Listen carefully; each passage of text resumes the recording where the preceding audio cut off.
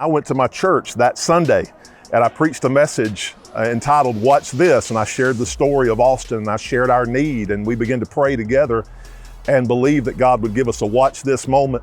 And God had a watch this moment that surprised the doctors, it surprised us.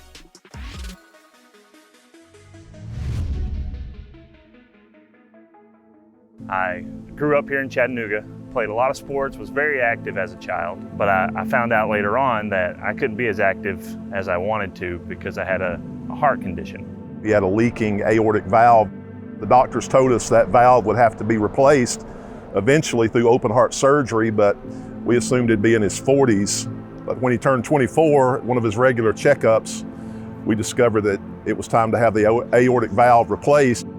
So I went to a hospital here in Chattanooga, and the doctor told me I have two options. You have a mechanical valve and a prosthetic valve.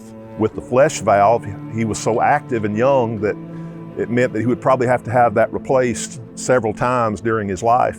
A mechanical valve, there's blood thinners and other types of medicines, and you have the eventual risk of clotting. We were tossed between those two options, so we decided to get a second opinion and were referred to UAB in Birmingham. And when we got there, we were blessed to have a conversation with one of the top aortic valve specialists in the country. And he gave us the same two options, a mechanical valve or a flesh valve.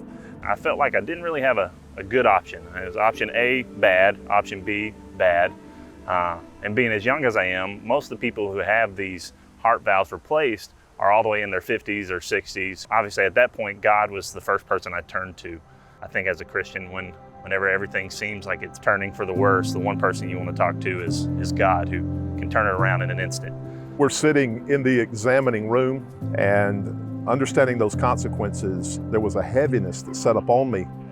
And so quietly, I just began to speak to the Lord privately in that examining room, when I heard a voice that was, someone asked me, was it audible? And I said, no, it was much louder than that, because there was just an obvious communication from the Holy Spirit to my heart that said, watch this. That got into my heart, and I went to my church that Sunday and I preached a message entitled, "Watch This," and I shared the story of Austin and I shared our need, and we began to pray together and believe that God would give us a watch this moment. And God had a watch this moment that surprised the doctors, it surprised us. When the next day, on Monday, Austin gets a call and the doctor said there was an incredible opportunity for him to possibly receive a new valve that had been invented. It was a valve that had been developed in Israel. This valve that UAB did not expect to have for several months, we discovered that they had unexpectedly received one. The physician did not expect it, the cardiologist did not expect it. The timing was just perfect. As they broke it down, I am the third, I think, recipient in the Southeast to receive this valve. It was good news. And it was a miracle.